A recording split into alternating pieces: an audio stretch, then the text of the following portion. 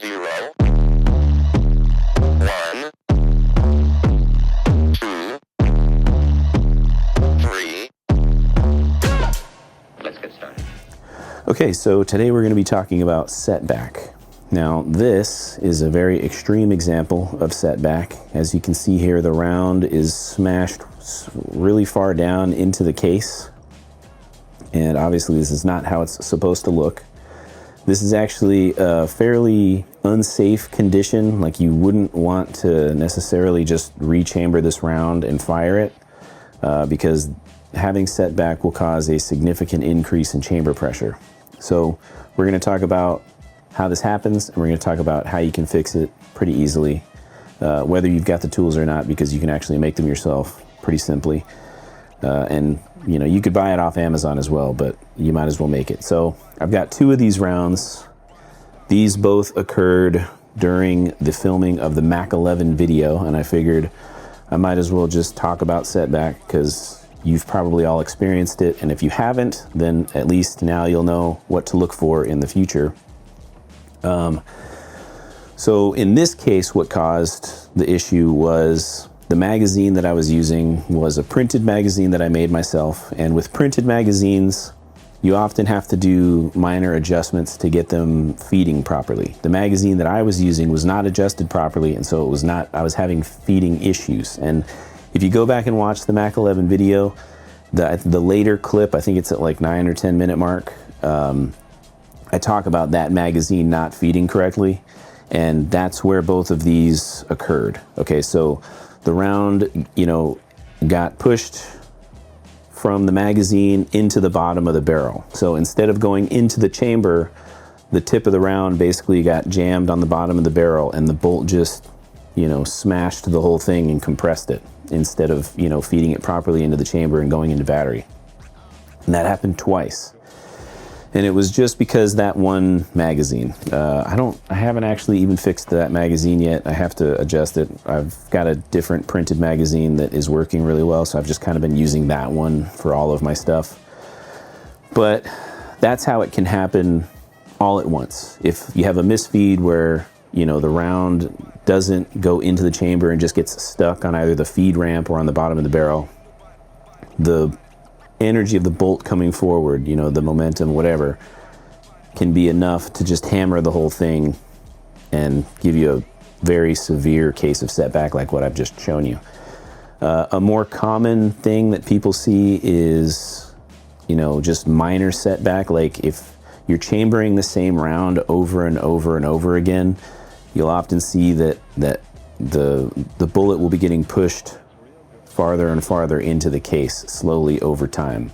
So it's not advisable to just keep chambering the same round over and over. And it depends also on the gun. You know, like certain guns put more pressure on the rounds as they're being fed. Like 1911, you know, is kind of notorious for, you know, how aggressively it like, you know, smashes the round up a very steep feed ramp. So, you know, minor setback could be a lot more common on those. But if you end up with setback, like I said, you don't necessarily want to just shoot the round. It's not like it's a guarantee that something bad is going to happen, but something, you know, like you're increasing the chamber pressure significantly when the bullet is pushed that far back into the case. You know, if it's just like a little tiny bit to where you can't even really notice it, or you can't visually hardly tell the difference between two, it's not going to be the end of the world. But when it's extreme like this, you definitely want to fix it before you chamber the round. And you don't need a bunch of specialized tools. You don't have to have, you know, reloading equipment and all that stuff to fix it. The tool itself is actually very simple. It's essentially just like an empty hammer. Actually, I'll just show you the tool. So this is one that I printed, okay? I just got this off, I think it's off Thingiverse.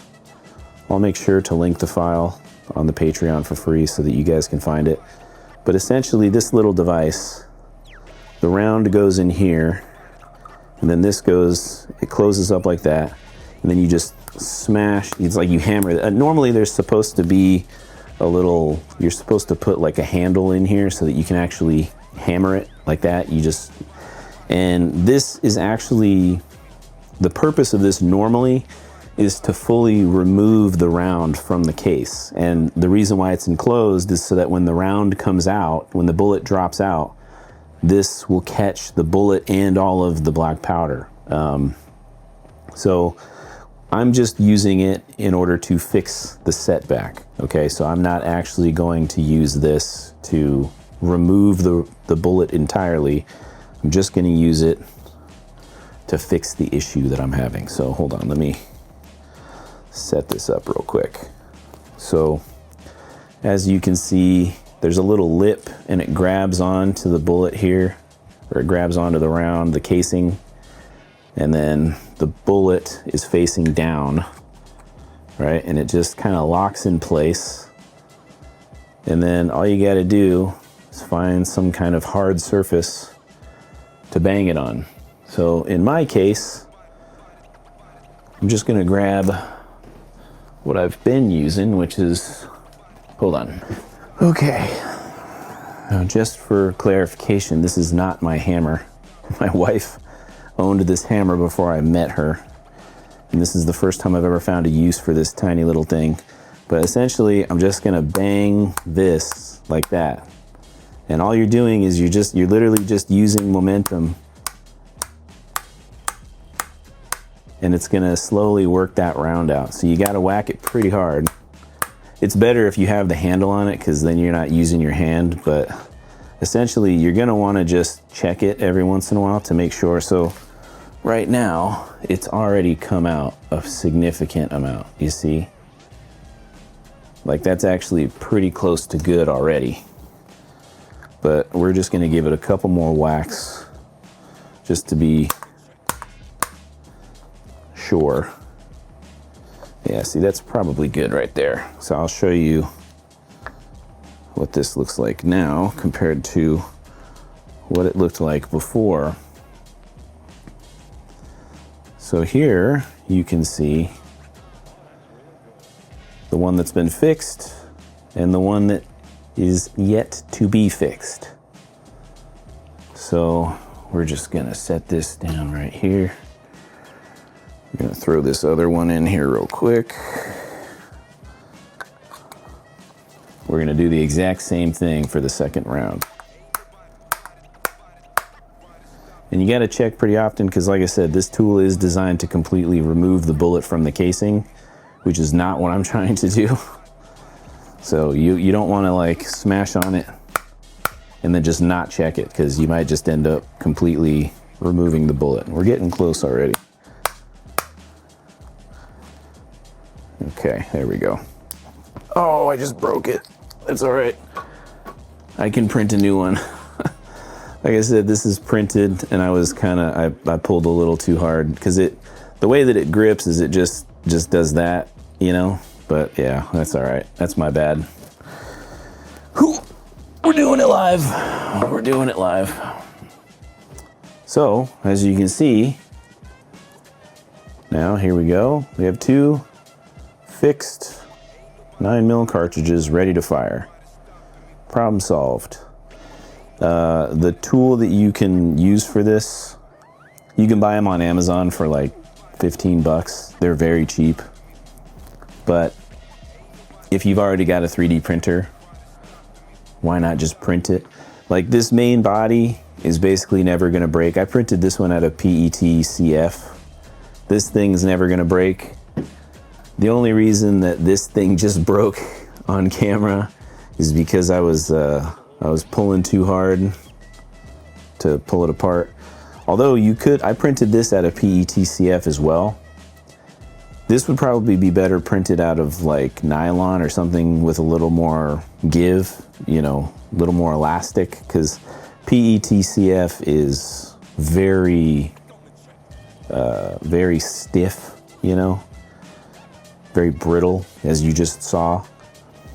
So this would probably be printed better out of something like PLA Plus or nylon, or, you know, I wouldn't even do nylon carbon fiber, just because, like I said, you want as little stiffness in this particular piece as possible. But like I said, I got this off of Thingiverse, and I will post a link to that I think the tool itself is just called like a bullet removal hammer or something like that. I can't remember off the top of my head. I probably should have looked that up before I started filming. But either way, you get the point. It's a very simple fix. So if it happens to you, if you have, crazy setback like that, or just a little bit of setback you want to fix, it's very easy. Probably only took me like an hour to print. Like this, the biggest part here, it doesn't take that long to print, and the small part, which I need to reprint, also doesn't take that long. So, if you've already got a printer, don't waste your money on the one that's on Amazon, because it'll probably just also break, and you might as well just make it yourself. So anyways, if this video was helpful to you, please like and subscribe. I was gonna thank you guys for 5,000, and then we kind of just flew past it. We're already at 5,500. So it looks like I'm gonna be thanking you guys for 6,000 here pretty soon. But I do wanna say thank you to everybody who has subscribed to the channel. It's growing very fast. I've only been posting videos now for, I wanna say like 7 months. So anyways, like, subscribe, share if it was useful, and I'll see you guys in the next one.